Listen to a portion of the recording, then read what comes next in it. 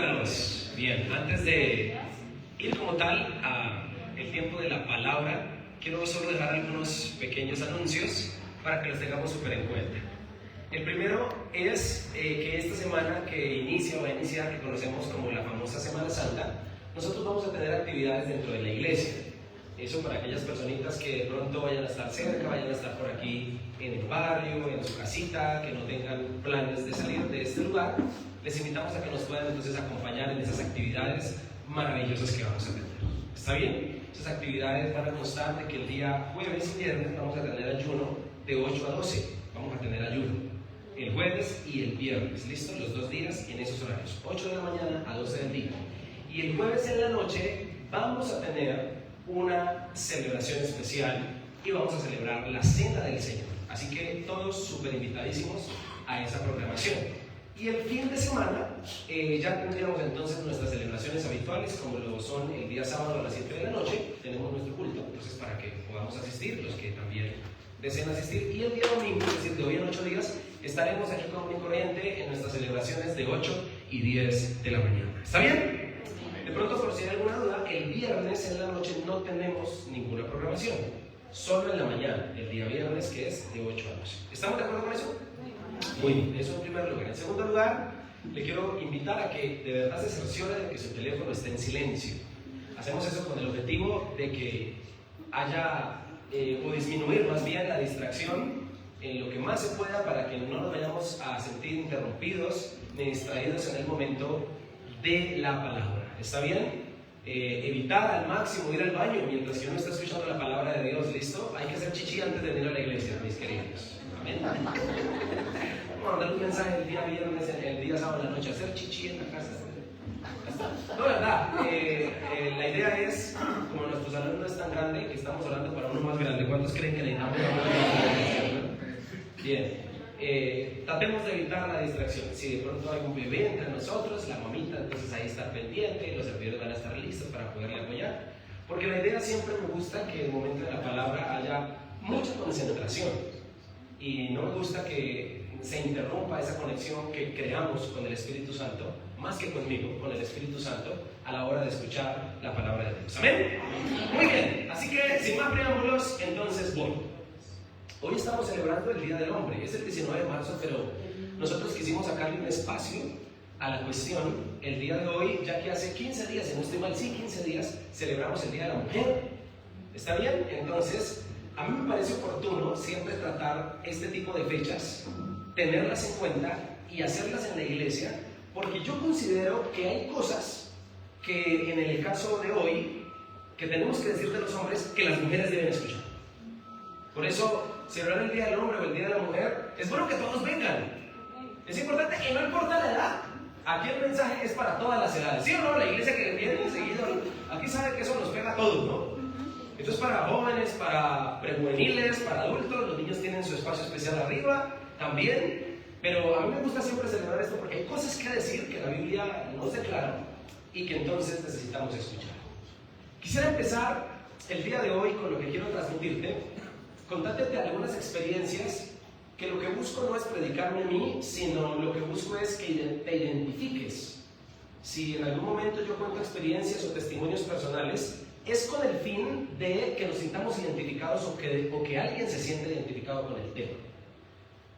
Y esto requiere mucha seriedad para mí porque le cuento que desde muy niño, lamentablemente pude ver y notar al día de hoy, ya adulto, y después de que el Señor ha hablado a mi corazón, he podido notar cómo en la vida se me quiso adherir a mi carácter, una problemática grave con la cual tengo que lidiar hasta el día de hoy. Entonces yo hoy me estoy haciendo vulnerable a ustedes. Les estoy casi que abriendo mi corazón para contarles esa situación. Yo, señores, tiene que ver con una problemática de inseguridad que sufrí desde que tengo memoria y uso de razón. A raíz de varias experiencias un tanto traumáticas, pretendo contarle algunas.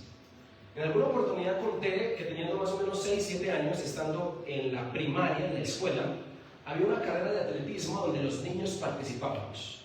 Y recuerdo como si fuera ayer, me estoy viendo ahí un peladito de 6-7 años que estaba con otros niños en la línea de salida y suena el pito, más o menos 100 personas padres de toda la vereda, porque vivíamos en el campo, expectantes, viendo la situación, lo que estamos haciendo, y suena el pito y salimos a correr, pero yo no alcanzo a dar 2, 3 pasos cuando ¡pum!, me fui de cara y allá caí contra el mundo.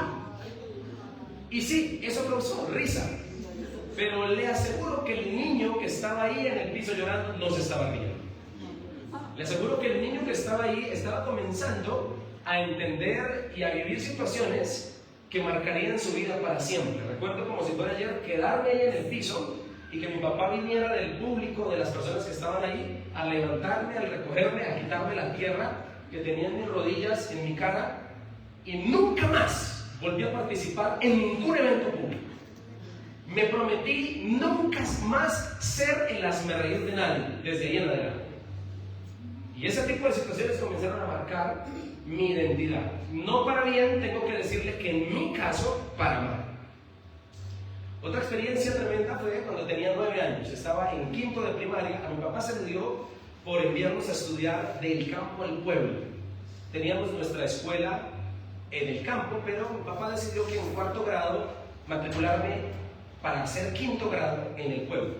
Tenía que madrugar más o menos a las 4 de la mañana e ir hasta el pueblo a estudiar, y recuerdo también como si fuera ayer mi primer día. ¿Tú sabes qué es que un niño de 9 años, campesino, tímido, ya con problemas de identidad, de carácter, timidez, inseguridad, vaya y se enfrente a la realidad de chicos un poquito más abiertos, más abejas, podría yo usar el término, que viven en el pueblo y que están acostumbrados a otro tipo de cosas? Entonces me tuve que enfrentar a lo que hoy se denomina como bullying, como matoneo, que en ese tiempo no tenía esos nombres. Pero la situación más tremenda para mí fue ser el niño más tímido del salón, y recuerdo que estando cursando ese año, tuve ganas de ir al baño, me dio chichi, quería ir al baño, pero por la pena nunca levanté la mano ni le dije nada al profesor, y entonces me oriné en el puesto, en el aula de clases, en la silla donde estaba en mi pupitre, me oriné. Y recuerdo que me empecé a quitar el saco para que los niños no se dieran cuenta, tratar de secar los orines, pero no creas, eso comenzó a oler. Y los niños son crueles. Son crueles. Y más se comenzó a marcar esa inseguridad. Nunca fui de los que participó en clase, nunca levanté la mano, nunca tuve el privilegio de escoger grupo para las carteleras y hacerme, nunca. Fui siempre el que escogía. Siempre fui el aislado, siempre fui impopular, siempre me hice con los niños que tenían que estar cerquita para ver el tablero cerquita, los que tenían brackets, los que tenían barritos, los más feitos, ese era el grupo mío. Los más introvertidos del salón, siempre, hasta el grado 11, siempre fue así. Y más encima me enfrenté a otro tipo de situaciones que por ignorancia seguramente también, no los acuso el día de hoy, por situaciones también recibí palabras no de afirmación sino de negación de parte de mis padres en algunas oportunidades, como por ejemplo recuerdo como si fuera ayer querer jugar fútbol en un torneo y querer inscribirme porque siempre me apasionó, y mi papá decía: no, usted no se inscriba porque usted pierde, usted no juega.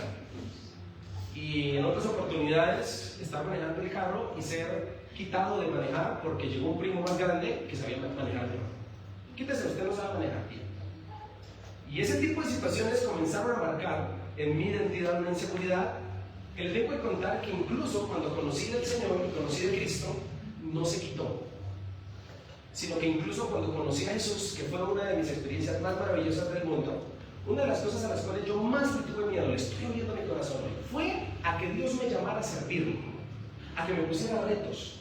Y era lo que más escuchaba siempre de sus predicaciones. Cuando yo iba a los grupos pequeños o casas de vida, siempre el predicador o el pastor que iba siempre me decía: Dios te quiere usar grandemente. Y a mí, en vez de causarme alegría una promesa de Dios, me causaba mucho miedo. Y de repente en el camino entendí que el miedo era por las inseguridades, porque no me sentía capaz, porque siempre había recibido ese tipo de palabras y porque la vida hasta el momento me había enseñado este tipo de situaciones.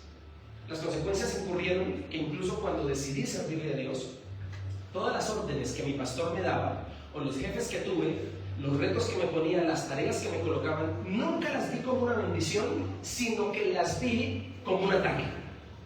Nunca vi Yo jamás, hasta hace unos pocos años atrás, que todo reto que me colocaba Dios, que quería que yo hiciera, a lo que me dedicara, yo no lo veía como una bendición, sino lo veía como una amenaza. Me puedo ver sentado en el escritorio del pastor, escuchando los retos que me ponía de hacer, de que debía lograr, de que debía ir, de que debía venir, y con mucho miedo en mi corazón decirle, no, yo no voy a hacer eso, me perdona, pero yo no voy a hacer eso. Y tener hasta discusiones difíciles con él, pero detrás de esas excusas había una incapacidad interna de inseguridad que había venido creciendo desde hace mucho tiempo. Y te menciono esto ¿por qué, señoras y señores? Porque aunque Dios ha trabajado en mí esa área, y algunos de pronto dirán, no, pastor, pues se le nota. Le tengo que decir que hasta el día de hoy, una de mis luchas ha sido esa. Tratar de ser seguro. Y considero que una de las cosas que más me sale en mi devocional, porque Dios sí que le sabe hablar al corazón de la gente, ¿no? Particularmente Dios nunca se descacha a la hora de hablarte lo que tienes que escuchar.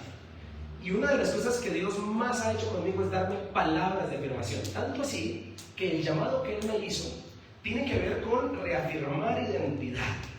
No temas porque yo estoy contigo. O sea, no es solo una promesa X que está en la Biblia. El que la vive en carne propia es el que la siente.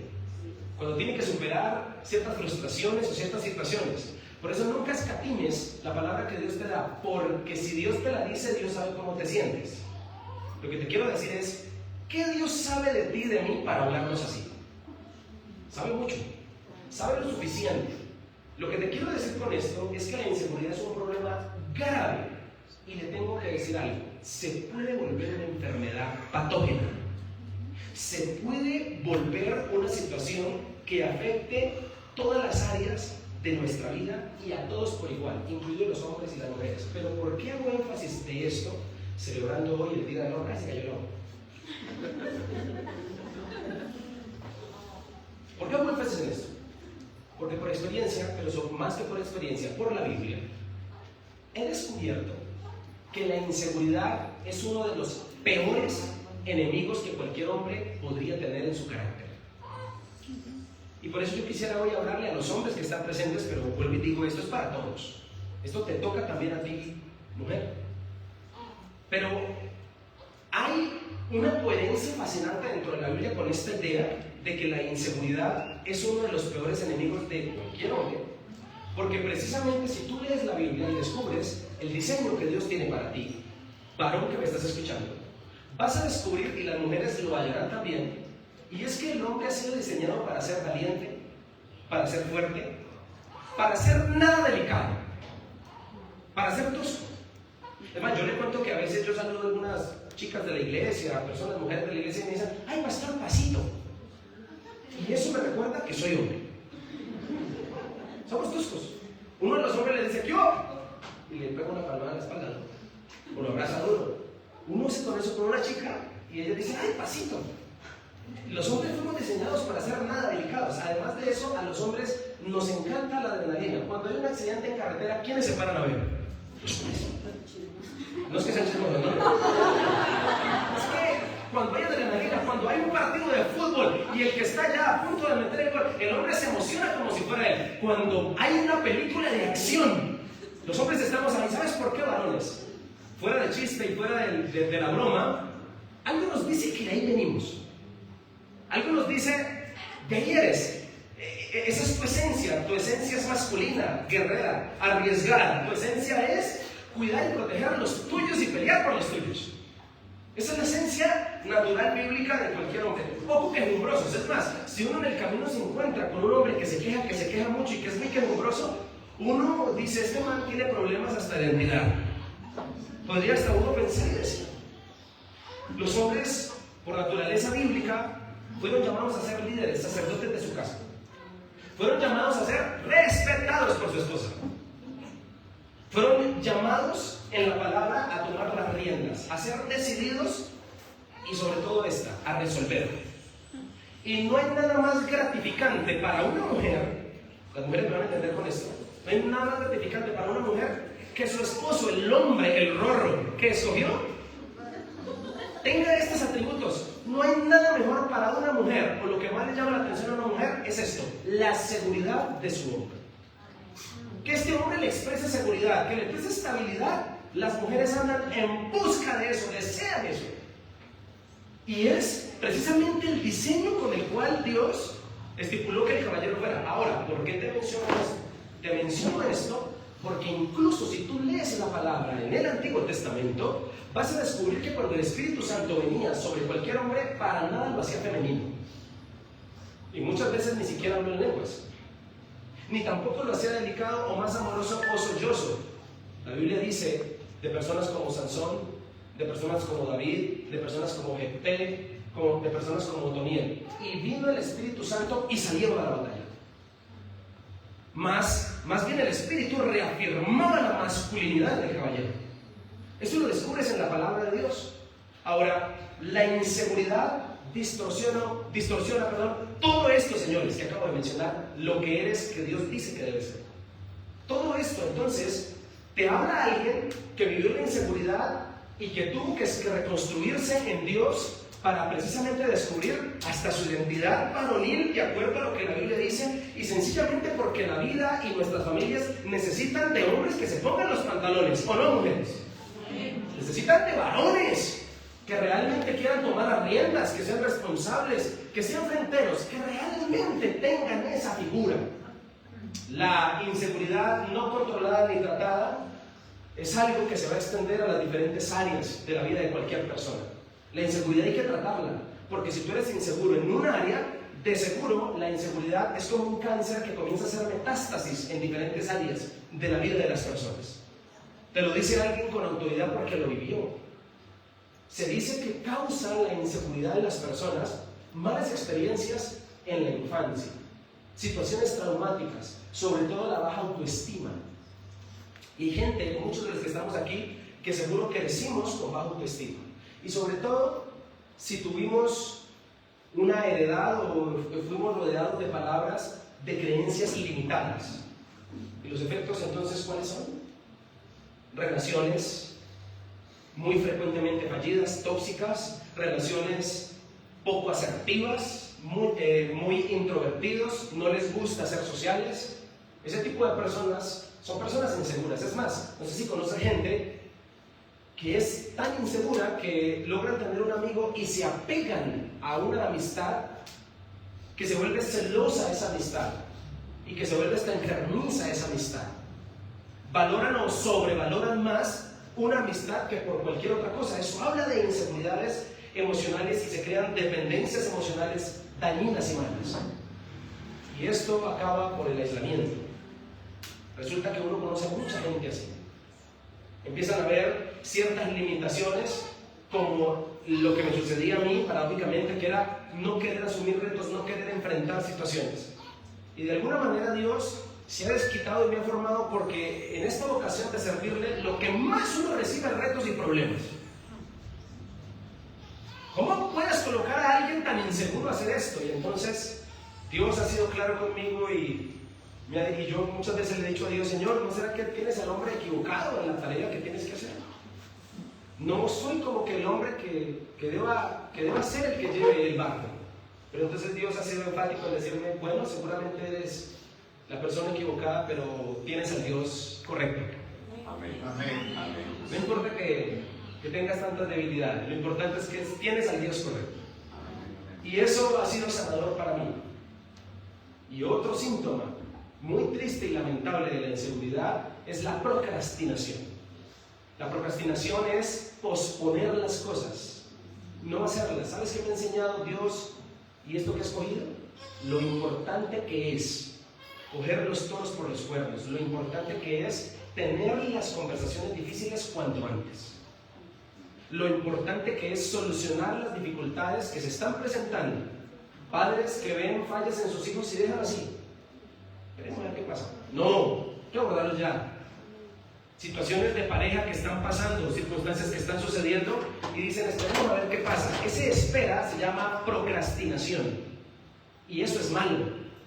Es más, el libro de Ageo habla de que Dios llamó la atención de su pueblo por procrastinar, por posponer por mucho tiempo las órdenes que les había dado desde hacía mucho antes.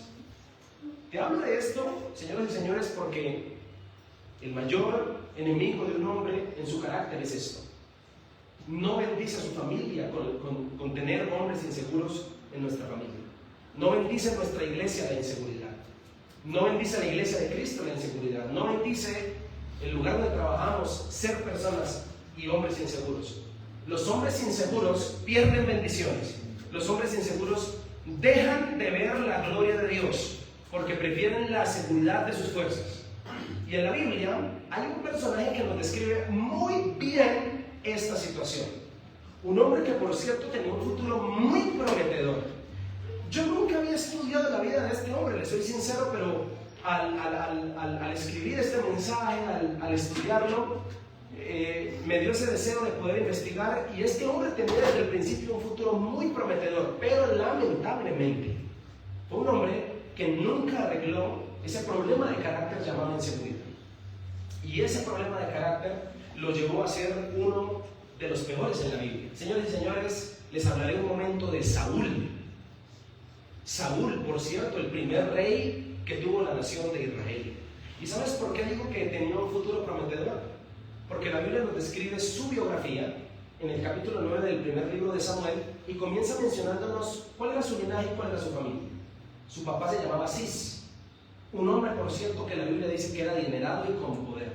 Así que Saúl tiene una base o un colchón muy bueno para tener un futuro prometedor. Ya con que su familia tenga una buena heredad, y más en aquella época, y con esta cultura, hablaba de un futuro prometedor para ser alguien conocido en la historia. Y esto nos dice o nos comienza a decir la Biblia acerca de Saúl. Pero en segundo lugar, la Biblia nos enseña que por una pérdida de unas burritas que hubo por ahí de su papá, Dios le habla al profeta de turno, que es Samuel, y le dice que se va a encontrar pronto con un joven, con un muchacho que ha sido elegido para ser nada más ni nada menos que el rey de Israel. Tremendo destino, tremendo propósito y tremendo proyecto de vida que Dios ya tenía para Saúl desde el anonimato.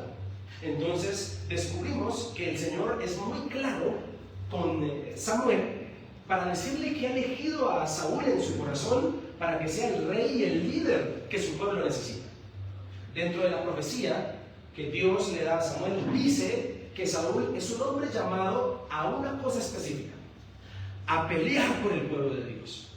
Es más, en una versión dice que el Señor le dijo a Samuel que Dios le iba a entregar a Saúl su más preciado tesoro, que era su pueblo, para que lo liderara, para que fuera su gobernante. Pero además de eso, la Biblia también nos dice más adelante que Samuel se puso muy feliz porque Dios había elegido a Saúl. Lo invitó a una comida maravillosa, comieron, y la Biblia dice en el capítulo 10 del primer libro de Samuel, en el versículo 1, que Samuel ungió a Saúl como rey, le dio un beso y le dio unas bendiciones. Le dijo que Dios lo iba a respaldar en lo que lo había elegido. Le dijo que incluso iba a recibir la llenura del Espíritu Santo y que iba a profetizar, cosa que no vemos a David haciendo. Incluso si hablamos de privilegios, en llamado podríamos decir que fue más privilegiado Saúl que David. Y hasta tú descubres algo maravilloso dentro de lo que Dios le dijo a Saúl. Le dijo que iba a cambiar su corazón antes de ser rey, que lo iba a transformar en una nueva persona. ¿Y sabes qué sucedió después de que Samuel habló con Saúl? Te lo leo para que me entiendas. La Biblia dice: mientras Saúl se daba la vuelta para irse, Dios le dio un nuevo corazón. Señoras y señores, ¿todas estas bendiciones acaso no hablan del futuro prometedor que tiene una persona? ¿Sí? ¿Cuántos desearíamos que después de hablar con el líder, con el pastor, con alguna persona de autoridad, nos fuéramos y ya se nos cambiara el corazón de la noche a la mañana? Esto le pasó a Saúl. Y además de eso, la Biblia sigue diciendo en el mismo versículo que más adelante él se encuentra con unos profetas y dice la Biblia así: entonces el Espíritu de Dios vino poderosamente sobre Saúl y él también comenzó a profetizar. O sea, hasta aquí estamos viendo el respaldo del Señor. Pero si tú sigues leyendo la historia de Saúl, para hacerla corta y rápida, la Biblia nos enseña que la vida de Saúl se vio manchada de sacrificios ilícitos, de órdenes imprudentes, de impulsividad, de desobediencia, de celos enfermizos por David, su sucesor. al punto que lo persiguió por 10 años para matarlo, al punto que lo convirtieron en un asesino. Mató a más de 70 sacerdotes en la región de Nob, sacerdotes del Señor, porque ellos ayudaron a David. Se convirtió en un hombre extremadamente terrible, tan terrible que no escatimó en volverse pagano al consultar brujos y consultar muertos. ¿Y sabes cómo termina la historia de Saúl? Termina optando por el suicidio. ¿Cómo es que un hombre con un futuro prometedor, el cual Dios le cambia el corazón, el cual recibe el Espíritu Santo, el cual profetiza, termina así? Señoras y señores, descubrirás que durante toda su vida hubo un problema de carácter llamado inseguridad. La inseguridad es algo muy serio que usted y yo necesitamos entender hoy. Esa inseguridad forjó su carácter. Y te quiero decir que si Dios te trajo hoy aquí, varón y mujer que me escuchas, es porque Dios está súper interesado en forjar tu carácter. La mejor predicación que yo te puedo dar a ti y que debe ser eterna mientras que vivas en esta tierra es entender que más que bendecirte con cosas materiales o recibir los deseos de tu corazón en el sentido material o cosas que tú quieras, Dios está empeñado en formar tu carácter para que se parezca al de Cristo. Amén. Mientras que Él viene por ti. Y te voy a decir una cosa, hay más maestros listos para forjar tu carácter. Está la inseguridad, está el enemigo, está el pecado, están los traumas de la niñez, están muchas cosas a la merced para hacerte lo que eres hoy. Está comprobado que la mayoría de las personas, lo que somos de adultos, venimos formándolo desde niños. Hay gente que no tiene miedo de decir frases cliché como yo soy así porque así me enseñó la vida. Está hablando de que la vida le ha formado el carácter, para bien o para mal. Así que Dios, en ese orden de ideas, quiere forjar tu carácter. Y a continuación, yo no solo pretendo hablarte de la enfermedad, sino también hablarte de la cura en Dios, darte una posible cura por si te identificas con todo esto, para que por favor dejes de ser una persona insegura si lo eres. Dejes de ser una persona que esté buscando la aprobación de los demás, que no se crea capaz, que sea introvertida, que tenga baja autoestima. No sé cuál sea la problemática que tú tengas, pero lo que sí te quiero decir es que esta palabra es para ti. Y a continuación, a través de la vida de Saúl, te quiero mencionar por lo menos 3 problemas de carácter que produce la inseguridad. Y el primer problema de carácter que produce la inseguridad es la evasión de las responsabilidades. Cuando hablo de evasión, estoy hablando de huir, de no presentarse, de hacerle el quite, de no ser responsable. ¿Sabes por qué te digo esto? Te digo esto porque en el capítulo 10 del primer libro de Samuel, en el mismo capítulo 10, en el versículo 1, Samuel unge a Saúl como rey. Lo ves, como diríamos en voz, ¡mámelo! Va bien. Llegó el día de presentarlo ante toda la nación de Israel como rey. Y esto pasó. Versículo 20 del primer libro de Samuel, capítulo 10. Entonces Samuel reunió a todas las tribus de Israel delante del Señor y por sorteo se eligió a la tribu de Benjamín. Después llevó a cada familia de la tribu de Benjamín delante del Señor y se eligió la familia de Matri. Finalmente de entre ellos fue escogido Saúl, hijo de Cis. Pero cuando lo buscaron, ¿qué? ¿Había qué? Desaparecido. Entonces le preguntaron al Señor, a Dios, ¿dónde está? Y el Señor contestó, ¿está dónde? Está escondido ¿dónde? Entre el equipaje. Así que lo encontraron y lo sacaron. Era tan alto que los demás apenas le llegaban al hombro. Un detalle que se me olvidó mencionarte es que la Biblia dice, cuando cuenta la biografía de Saúl, que Saúl era alto, hermoso. Dice la Biblia que era el más simpático del pueblo de Israel. Haga de cuenta verme a mí. Gracias, hermano, por la fe que tiene. Un hombre simpaticísimo. Pero escúcheme. En el mismo capítulo 10, donde lo ungen, Saúl lo unge como rey, Samuel, donde él recibe el Espíritu Santo, donde él profetiza, donde va Melo, y llegó el día en que lo iban a presentar ante todo el pueblo. ¿Qué pasó con este loco? Se escondió. Espera.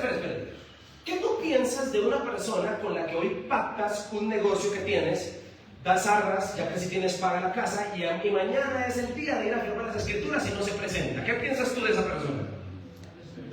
Falta de seriedad, ¿no? ¿Sí o no? O sea, estamos hablando del llamado de su vida. ¿Y qué pasó con este señor? No se presenta. Este señor lo que hizo fue evadir, esconderse de la responsabilidad que ya había adquirido. No podemos tener hombres que evadan la responsabilidad que Dios les mandó. ¿Cuántas mujeres y cuántas familias hoy sufren porque el hombre de esa casa es experto en esconderse? Es experto en evadir. Es experto en mandar a la esposa que haga todo. Vaya usted, haga las vueltas. Vaya usted y hace todo. Una cosa es que sea mi ayuda idónea y otra cosa es que el liderazgo repose sobre ti o sobre quien está reposando. Y yo realmente le cuento que he conocido muchos lugares y muchas familias donde él siempre está en el anonimato y ella es la que tiene que ponerse los pantalones. Saúl, ya comenzaba a mostrar un gran problema de carácter que estaba produciendo la inseguridad en su vida. Siempre la inseguridad tiene síntomas como las dudas constantes de sí mismo, pero sobre todo el aislamiento social. Y Saúl no quiere que lo vea. Saúl tiene un problema de inseguridad en la palabra, no lo muestra, y hubo falta de disposición inicial para lo que el Señor quería hacer con él. Ahora, ¿qué resuena de eco? Resuena en los versículos anteriores.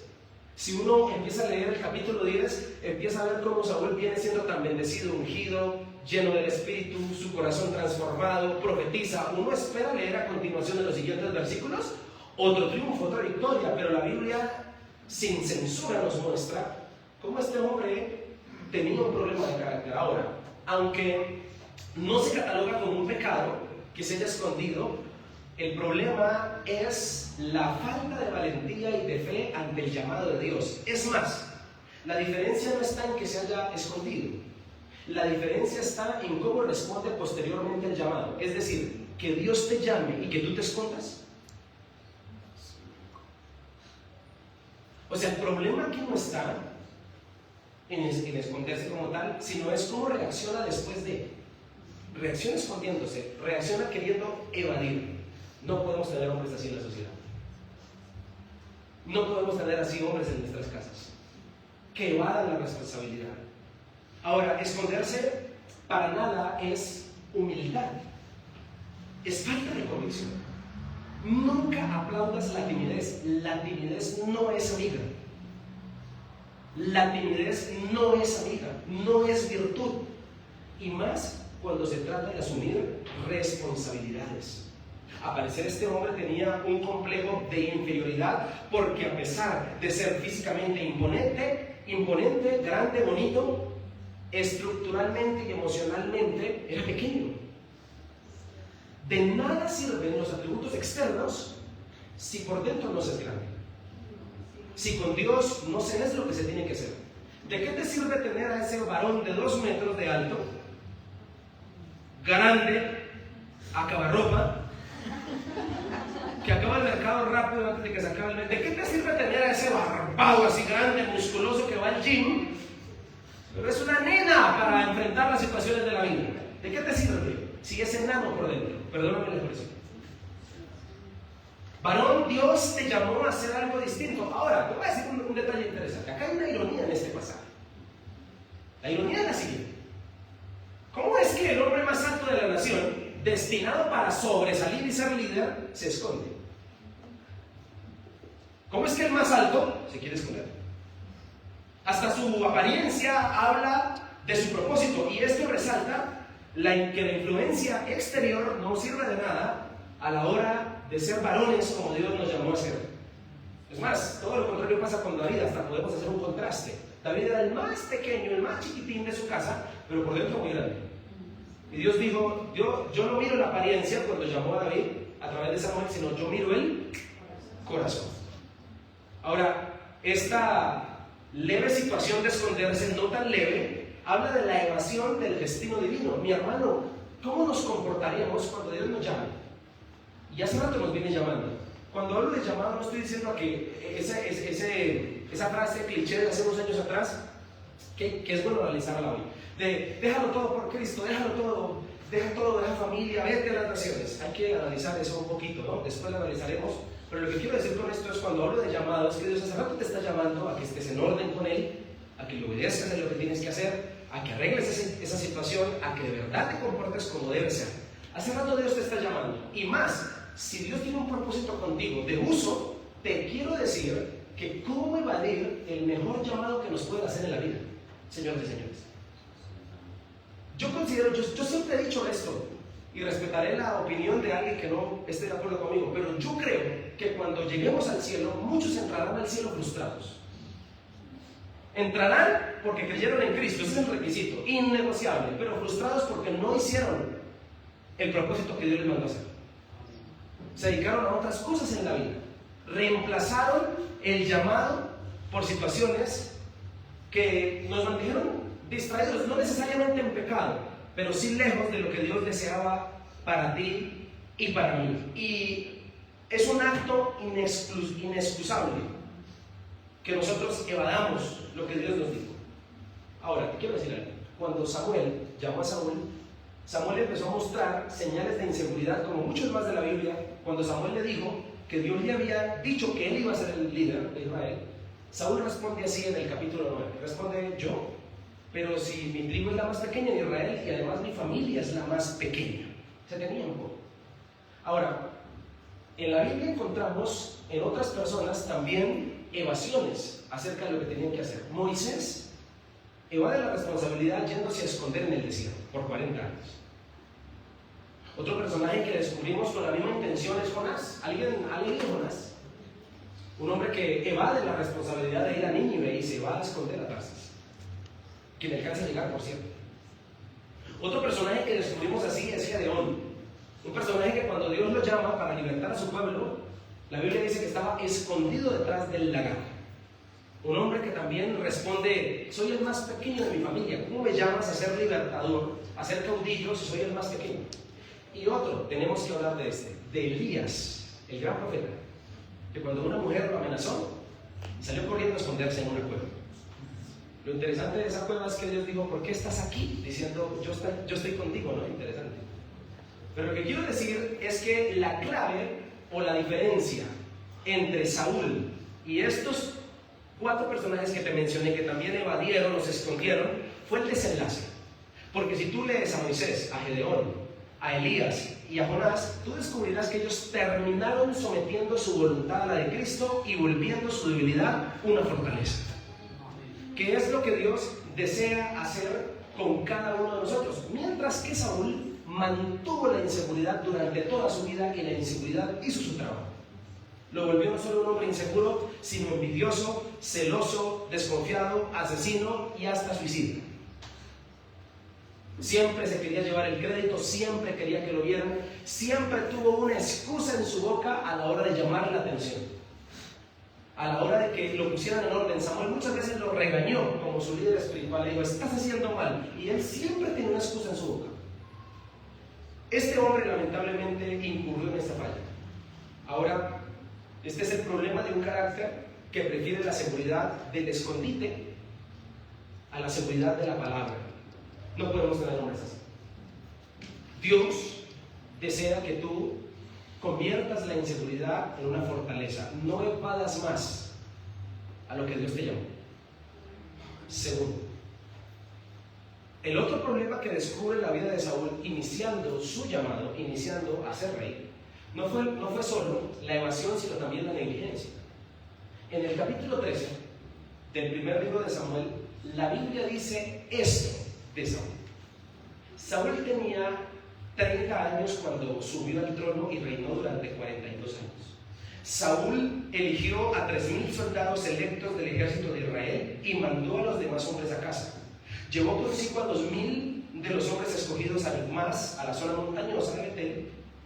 Los otros 1,000 fueron con Jonatán, el hijo de Saúl. Poco tiempo después, Jonatán atacó y derrotó la guarnición de los filisteos. La noticia corrió rápidamente entre los filisteos, pero quiero que escuches esto. Entonces Saúl tocó el cuerno de carnero por toda la tierra y dijo: Hebreos, escuchen, levántense, sublévense. Así que todo Israel oyó la noticia que Saúl había destruido a los filisteos. Miren, ¿quién fue el que peleó? ¿Y qué fue lo que escuchó la gente? Saúl hizo como la gallina cuando pone el huevo. ¿Alguien vio en el campo? ¿No? ¿Qué hace una gallina cuando pone el huevo? Toda la cuadra se entera que puso huevo. Apenas Jonathan ganó la guerra, Saúl cogió el cuerno y comenzó para anunciar que he peleado y he ganado. Espere, ¿yo por qué peleó? Había negligencia. ¿Sabes por qué había negligencia? La inseguridad le hizo que otros pelearan las batallas que eran responsabilidad de ¿quién? Del líder. Mi hermano varón que estás aquí, tú no puedes prescindir que otros peleen tus batallas. Tú no puedes prescindir que otros tomen las decisiones que tú tienes que tomar. Eso se llama negligencia, mi querido amigo. Jamás un hombre puede cambiar el liderazgo por negligencia. Sobre ti reposa ese manto de liderazgo que Dios desea para ti. Te tengo un detalle interesante. Cuando Dios llamó a Saúl, las palabras de Dios a Saúl fueron estas: Él librará a mi pueblo de los filisteos. O sea, el llamado de pelear contra los filisteos, ¿de quién era? ¿De Jonathan o de Saúl? De Saúl, mi hermano. Ahora, en este orden de ideas, Jonathan fue quien tomó la iniciativa, mientras que Saúl estaba pasivo. Saúl prefirió contar soldados, mientras que Jonathan contaba con las promesas de Dios y peleaba. Lo peor que puede tener unos hijos y una esposa en casa es que el hombre que tenga sea muy pasivo. ¿Alguien entiende la palabra pasivo? Como muy tranquilito, como que no se mosquea, como que llega lo urgente y como que la que se tiene que mosquear es ella, como que él le pide permiso a un pie para, como que él no resuelve. La pasividad en una guerra, en la guerra de la vida, es nociva, mi hermano. Y mientras que Saúl contaba, ¿cuántos soldados contó? 3,000. 2,000 se quedaron con él, 1,000 fueron con Jonathan. Mientras que él contaba soldados, Jonathan peleó. La falta de iniciativa se ve como el síntoma de una fe que a Saúl se le comenzó a extinguir rápidamente, se le empezó a enfriar rápidamente. Quedarse quieto y no hacer nada habla del descuido de su misión. Para esto fuiste llamado. Dios nunca llamó a ningún rey para que viera guerras, para que las peleara. Dios nunca llamó a los hombres para que qué, sino para que qué, para que enfrente. Cuando hablo de pelear estoy hablando de un que se agarre con todo el mundo, para interpretar la cosa. Para que enfrente, mi hermano. Ahora, la estructura militar se ve fallida porque si tú estudias los contextos antiguos, sabrás que todo rey que Dios llamó, lo llamó a que siempre estuviera al frente de la batalla peleando. Es más, creo que la mayoría sabemos aquí que esa fue la falla de David. David, cuando falla, acostándose con la mujer que no era suya y que la embarra, el pueblo estaba en guerra. ¿Qué hace David en el balcón de su reino si el país está en guerra? Estaba relajadito allá y se puso a mirar lo que no tenía que mirar. Y se quedó embelesado, y todos conocemos la falla terrible en la cual cayó este varón con Betsabé. Precisamente en eso ocurrió la falla de David. Y Saúl es un hombre que, aunque no similar, pero de alguna manera sí lo es un hombre que está evadiendo y que es negligente a la hora de cumplir con lo que mandaron. Ahora, al quedarse Saúl en el campamento mientras su hijo arriesgaba la vida, se demuestra que incluso el liderazgo de Saúl comenzaba a quitársele de su vida. Pero sobre todo, lo más tremendo de este pasaje es descubrir la negligencia y la apatía espiritual. Mi querido amigo, pelear contra los filisteos no era meramente humano, era una situación divina. era estar urgido por hacer la voluntad de Dios. ¿Quién es en el pasaje el que tiene el fuego de querer obedecer la palabra de Dios? Jonathan. ¿Quién es el que tiene el fuego por la urgencia de querer que se cumplan los propósitos y lo que el Señor quiere? Saúl únicamente es líder porque tiene el cargo y tiene el uniforme, pero no tiene el fuego. Y hay muchos que lamentablemente, hombres que son esposos y padres, solo porque tiene una mujer al lado o porque tiene hijos, pero el fuego de ser papá no lo tiene. O el fuego de ser esposo. Ojo, chicas solteras. Tienen tiempo de elegir bien. ¿Sí o no, casadas?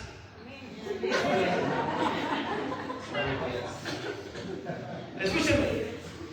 Porque Dios nunca ha honrado el llamado. ¿Sabes qué honra a Dios? Honra a Dios el compromiso. Nunca Dios te va a honrar por ser varón. Dios te honra por si le haces mérito al título. Por si te comprometes con eso. Por eso la apatía no es solo no hacer nada, es no sentir la urgencia de lo que Dios considera que es importante. Y uno no espera que las circunstancias sean perfectas para actuar. Uno crea las circunstancias. Jonathan creó la circunstancia y se fue a pelear. Saúl es pasivo para la batalla, pero sí es activo para una cosa: para la propaganda. ¿Se acuerdan?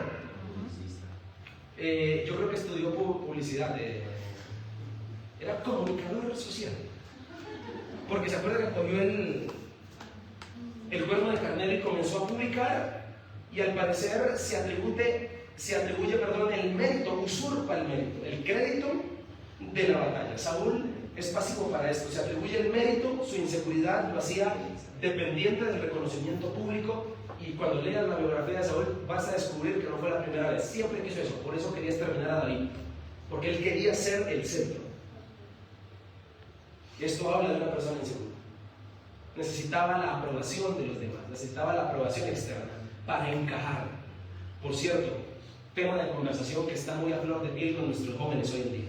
Usted no se imagina lo que son capaces de hacer los chinos hoy en día para encajar, para que sean aprobados. Mi hermano, la identidad está del Señor. Y por último, el tercer problema de carácter que descubre en Saúl es la desconfianza. Para hacer corto el relato, después del versículo que leímos en el mismo capítulo 13, la Biblia dice lo siguiente: los filisteos reunieron un ejército poderoso de 3,000 carros de guerra, 6,000 hombres para conducirlos y tantos guerreros como los granos de arena a la orilla del mar. Los hombres de Israel vieron el gran aprieto en el que se encontraban, y como estaban fuertemente presionados por el enemigo, trataron de esconderse en cuevas, matorrales, rocas, arroyos y cisternas. Versículo 7. Algunos cruzaron el río Jordán para escapar a otras tierras. Mientras tanto, Saúl se quedaba en Gilgal y sus hombres temblaban de miedo. Durante 7 días, Saúl esperó allí, según las instrucciones de Samuel. Cuando Dios llamó a Saúl, le dijo a Samuel que iba a tener su primera pelea, pero que antes de pelear lo esperara por 7 días, antes de ir a la guerra. Entonces, Saúl se quedó esperando a Samuel. Y dice el texto, versículo 8, durante 7 días Saúl esperó allí según las instrucciones de Samuel, pero aún así Samuel no llegaba. Saúl se dio cuenta de que sus tropas habían comenzado a desertar, o sea que la gente se le fue a ir. De modo que ordenó: traigan la ofrenda quemada y las ofrendas de paz. Y Saúl mismo sacrificó la ofrenda quemada. Precisamente cuando Saúl terminaba de sacrificar la ofrenda, llegó Samuel. Saúl salió a recibirlo, pero Samuel le preguntó: ¿qué has hecho, bruto? Bueno, esa partecita última no es bíblica. ¿Qué has hecho? Saúl le contestó: vi que los hombres me abandonaban y que tú no llegabas cuando prometiste, y que los filisteos ya están en Migmas listos para la batalla. Así que dije: los filisteos están listos para marchar contra nosotros en Gilgal, y yo ni siquiera he pedido ayuda al Señor, de manera que me vi obligado a ofrecer yo mismo la ofrenda quemada antes de que tú llegaras. ¿Samuel llegó o no llegó? ¿Qué le entró a Saúl? Una palabra: impaciencia. No llega Samuel. Tenemos que pelear. No, ¿sabe qué? Hagamos una cosa. Yo no soy el sacerdote, pero yo voy a ofrecer el sacrificio. Resulta que en aquella época no podía ofrecer el sacrificio otro que no fuera el sacerdote. Samuel no solo era profeta, sino también era sacerdote. Dios le había dado una orden: espera al profeta.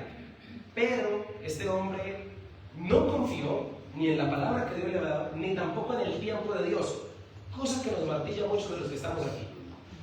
Sino que él se adelantó y quiso ayudarle a Dios. Bueno, entonces, como no llega nadie, yo mismo voy a sacrificar la vaina.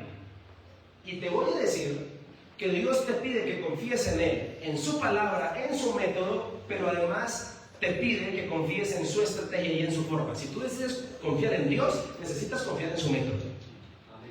No puede armonizar una cosa con la otra. Tú no puedes decir, como frase cliché, que tú confías en Dios para unas cosas, pero a la hora de hacer las cosas que tienes que hacer, no confías en su método. Ejemplo: confío que Dios me va a proveer en esta peladez. Gracias. Pero tú, a la hora de conseguir novio o novia, te tiras todos los parámetros. No confías en Dios porque no tienes en cuenta nada de lo que Dios dice para conseguir novio o novia. Entonces confías en un área, pero en las otras no. O sea, confías en una parte. La gente dice: yo confío en Dios, que Dios bendice o que Dios te va a proveer. Pero no confía ni en el ayuno ni en la oración para una situación de enfermedad o para una crisis o para lo emocional. Y si Dios te pide confiar, te pide que confíes en Él y en sus métodos. Entonces Saúl confiaba en Dios. Yo sacrifiqué porque no he pedido ayuda a Dios para pelear. Bueno, confía en Dios, sabe que de Él viene la ayuda para ganar, pero no confía en el método de Dios. Señor, te equivocaste, el profeta no llegó, entonces yo mismo hago las cosas. No armoniza una cosa con la otra. Y lo peor que le puede pasar a cualquier iglesia, a cualquier familia, es que el caballero, el hombre que está allí, sea más o menos confiado en Dios. Que tenga más o menos fe. No. Que confíe en unas cosas y en otras no. ¿Sabes por qué? Porque si es el líder, va a acostumbrar a todos los que lo rodeen y a todos los que lideren que a veces se negocian cosas. Que se pueden hacer negocios por debajo de cuerda. Que para unas cosas hay que ser serios, pero para otras. Y eso es tremendo. ¿Sabes? Saúl tenía desconfianza en cuanto al tiempo de Dios, fue impaciente. Samuel le había dado instrucciones de esperar. Pero Saúl decidió que el reloj de Dios no era confiable, por eso él mismo sacrificó el sacrificio. Además, la desconfianza siempre se manifiesta como prisa pecaminosa. Por eso tenemos que tener cuidado con esto, porque necesitamos aprender a confiar en Dios, pero sobre todo necesitamos aprender a confiar en su tiempo. ¿Cuántos creen que Dios tiene un tiempo? De eso va a depender nuestra vida. Es más, yo te quiero decir esto porque no quiero que suene muy como léxico evangélico solo, sino de verdad, cuando Dios dice que tenemos un tiempo, aprendamos a vivir en el tiempo de Dios, porque vivir en el tiempo de Dios armoniza con lo que quiere Dios que vivas en el hoy, en lo que tiene para ti. Y es muy feo vivir la vida y no ir acorde con lo que Dios tiene. Hace 8 días hablábamos de que confiar en Dios o la providencia divina es como el metrónomo. Necesitamos estar en el metrónomo para ir a la par de la canción que Dios está tocando para nuestra vida, para que no entremos en destiempo y no nos quedemos. Este hombre tuvo desconfianza en el respaldo que Dios ya le había prometido tener. El escenario, sé que es duro, son 30,000 filisteos peleando contra pocos israelitas, pero la inseguridad de Saúl le hizo mirar más el tamaño del enemigo que el tamaño de su Dios, y ahí es donde incurrimos en la falla. Por eso la presión siempre va a revelar dónde realmente tenemos puesta la confianza. Por eso Dios no va a quitar las presiones de la vida. La presión esclarece la verdad de un corazón. La presión, las dificultades sacan a flote lo que realmente se es y dónde realmente se está viendo. Por eso no podemos dejarnos nublar la mente y canalizar las conclusiones por la inseguridad. Hay gente experta en hacer una imagen futurista con los elementos de miedo que tienen en el presente. Dice, no voy porque seguramente me va a matar. Es una conclusión futurista de algo que no ha pasado. Y se comprobó que el 95% de las cosas malas que nos imaginamos nunca pasan. ¿Sabía usted eso? Eso es algo importante que necesitamos entender. Por eso su desconfianza lo llevó a creer que sin el ritual, sin el sacrificio, no podían ganar. La pregunta es, ¿realmente no ganan si no hacen el sacrificio o no ganan si Dios no está en el asunto? ¿Cuál escoge usted? ¿Acaso David no lo entendió más tarde y le dijo al Señor, Señor, tú no quieres sacrificios, lo que tú quieres es un corazón que contrito y humillado? Así que Saúl, prefirió el rito antes que Dios. Eso es como decir, si me congrego todos los domingos me va a ir bien. Preferir el rito antes que el Creador. Es más, muchas veces incluso los creyentes le tenemos fe a la fe, o le tenemos fe más a cosas que van pegadas de Dios pero que no son Dios. Hay que tener cuidado cuando dicen el poder de la oración. Esperen, la oración no es nada si no se le ora a Dios. El poder del ayuno. El ayuno no es nada. Es aguantar hambre si no está canalizado y reposa en la figura central del ayuno, que es Cristo. Lo mismo sucede con la Biblia. Hay gente que tiene bibliolatría, adora a la Biblia, no al Dios de la Biblia. Y esto hay que tenerlo cuidado. Porque hay gente experta en tenerle fe a la fe. Tenga fe, la fe. Tenga fe y lo recibirás. Fe es fe. No es la fe. ¿Es la fe en quién? Entonces me estoy haciendo entender. Y eso le pasó a Saúl. Por eso Saúl dijo, me esforcé. Dijo también, ofrecí el holocausto. En otra versión dice, me vi obligado. Al pobrecito. Siempre Saúl, ante la corrección, nunca dijo sí, la embarré. Siempre tuvo una excusa. Hay una frase que aprendí hace años que dice que la excusa desarma al que la recibe y justifica al que la da. Las excusas hacen eso. Por eso Saúl trató el sacrificio como un amuleto mágico y perdió el sentido de lo que era santo. En lugar de ser obediente, Dios quiere hombres que sean obedientes antes que supuestamente abejas o estratégicos. ¿Me estoy haciendo entender? Por eso, para ir cerrando este mensaje, la inseguridad no tratada termina siempre en desobediencia. La inseguridad no tratada abre puertas al pecado. Si un hombre con errores emocionales daña a los que están a su alrededor, ¿cuánto más daña a un hombre con actos espirituales graves? ¿Cuánto más daña a su familia? De verdad que necesitamos hombres, y si vamos a celebrar el Día del Hombre, hay que decir que es un hombre. Porque definitivamente y de verdad hay que decirlo públicamente, la figura varonil, masculina, que Dios tanto desea, en los que nos creó hombres, se ha venido diluyendo. Se ha venido diluyendo muchísimo. Tanto así que hoy ya no se cree en la responsabilidad de uno. Tanto así que hoy en día hasta se siente que ya no son necesarios. Ya no se necesitan. Ya hay a veces dolor. A veces hay, a través de esas frases, hay dolor, hay malas experiencias. Y te quiero decir, mujer, si eres una de las que piensa así, el hecho de que hayas dado en la vida con un pelmazo no quiere decir que todos sean así. Porque todavía hay hombres que valen la pena. Todavía hay hombres que aman a Dios y que creen que Jesucristo es su mejor modelo. No todos son así. Está mal decir que todos están cortados con la misma mentira. Eso no es cierto a la luz de la Biblia. Y aunque sí se ha visto diluida esa figura, tenemos que volver a desenvolver lo que la Biblia dice, porque tenemos que recuperar esa masculinidad. Pero yo quiero terminar con uno de los versículos para mí más tristes que se ha escrito en la Biblia. Ese versículo es el versículo 13, la respuesta de Samuel ante la excusa que le da Saúl por haber sacrificado los animales sin ser el sacerdote, por haber hecho esto ilícitamente. ¿Sabes qué le dice Samuel? Le dice así, en el versículo 13: ¡Qué tontería! 13:13. Primer libro de Samuel 13:13. ¡Qué tontería!, exclamó Saúl. En otra versión dice: locamente has hecho. Pero quiero que usted lea lo siguiente. Le dice Samuel a Saúl: no obedeciste el mandato que te dio el Señor tu Dios. Si lo hubieras obedecido, el Señor habría establecido tu reino sobre Israel para siempre.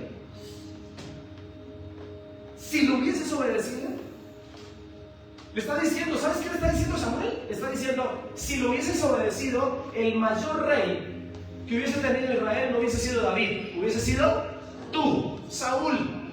Si tú hubieses obedecido al Señor en esto, el nombre en la genealogía de Jesucristo no hubiese aparecido el de David, sino el de Saúl. No se hubiese dicho en el Nuevo Testamento: hijo de David, ten misericordia de mí. ¿Saben qué se hubiese dicho? Hijo de Saúl.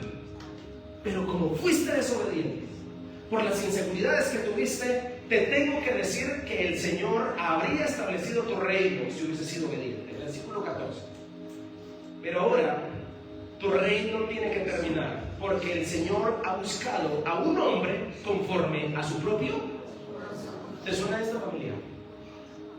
El Señor ya lo ha nombrado para ser líder de su pueblo, porque tú no obedeciste el mandato del Señor. ¿Qué hay detrás de la desobediencia? Señores y señores, hay una inseguridad tremenda en una persona. La inseguridad es algo grave. ¿Cuántas bendiciones usted y yo hemos perdido por no tratar la inseguridad bien? Ahora, ¿cuál es la solución? Dios busca que usted y yo seamos hombres, y hablo a los hombres, conforme a su corazón. Y esta, no sé si sabías, pero es la descripción más profunda, o una de las descripciones más profundas que hace la Biblia. Te cuento este dato. ¿Sabías tú que de la persona que más habla la Biblia es de David? Más que de Jesús. Lo menciona más veces. ¿Sabías tú eso? ¿Sabías tú que este Señor, que se dijo que era conforme al corazón de Dios, no era perfecto? Porque ser conforme al corazón de Dios no se habla de perfección, más bien de esos atributos. Es una persona que sintoniza con la voluntad de Dios, que obedece antes que buscar sus propias conveniencias. Es una persona que tiene un corazón sensible a la voz de Dios, es decir, que le ama, que desea su presencia. David amaba tanto la presencia de Dios que nos dejó ver en el Antiguo Testamento cómo iba a ser la cosa del Nuevo. Usted se encuentra a David tragándose unos panes que no debía tragarse, los de la preposición, que eran panes santos. Pero Dios no dice nada, porque es un hombre que ama su presencia. Tú ves a David haciendo cosas que tú dirías: pero ¿por qué Dios lo pasa por alto? No, era un hombre que amaba la presencia del Señor. Eso es ser conforme a su corazón. Es un hombre que cuando falla se arrepiente genuinamente. Sabemos todos que aquí que David falló terriblemente. Pero ¿cuál fue su reacción cuando lo confronta Natán? Las excusas de Saúl no. Digo: sí, yo he pecado, contra Jehová he pecado. Salmo en su momento más crítico y de pecado, y le dice al Señor: vuélveme el gozo de tu salvación. Él no quería el reinado, él quería que Dios le volviera el gozo de ser salvo. Eso es otra cosa. Él no quería cuidar las apariencias, no buscaba cuidar las apariencias delante de la gente. Era un hombre que sabía que su tema era con Dios. Pero por sobre todo David tenía un corazón confiado, lleno de fe. Eso que te acabo de mencionar, destruye, anula, elimina la inseguridad. Pero realistas, para que puedas salir de las inseguridades. Pero sobre todo, deja de compararte con los demás. Recuerda que Dios es original. Y otra más, deja por favor de culpar a los demás de tus inseguridades. La gente no tiene la culpa. Cuando uno culpa a la gente de sus inseguridades, ¿sabe qué pasa? Uno tiende a cambiar el problema de país. Hay gente que se va de una ciudad para otra porque tiene problemas. No solucionaste nada, cambiaste el problema de ciudad, o de país, o de barrio. Pero la inseguridad sigue allá adentro. Así que quiero terminar contrastando todo esto con el más maravilloso rey que ha tenido Israel y que tiene el universo. Señores y señores, nuestro Señor Jesucristo. Amén. El primer rey de Israel fue un rey fracasado, pero el último rey de Israel y el único rey de Israel y del mundo es Cristo, el rey perfecto. Mientras que Saúl se escondía para evitar la corona, Jesucristo ponía la cabeza para que le pusieran la de espinas. Jesús fue un varón confrontó la situación. Jesús fue tan varón que a la hora de ir a arrestarlo puso la cara. Dijeron, ¿quién es Jesús? Y dijo, yo soy. Saúl, mientras que fue negligente con la misión que le pusieron, Jesucristo terminó toda la tarea y cuando estaba muriendo en la cruz dijo, consumado es. En otras palabras, hecho está, he cumplido con todo lo que me mandaron.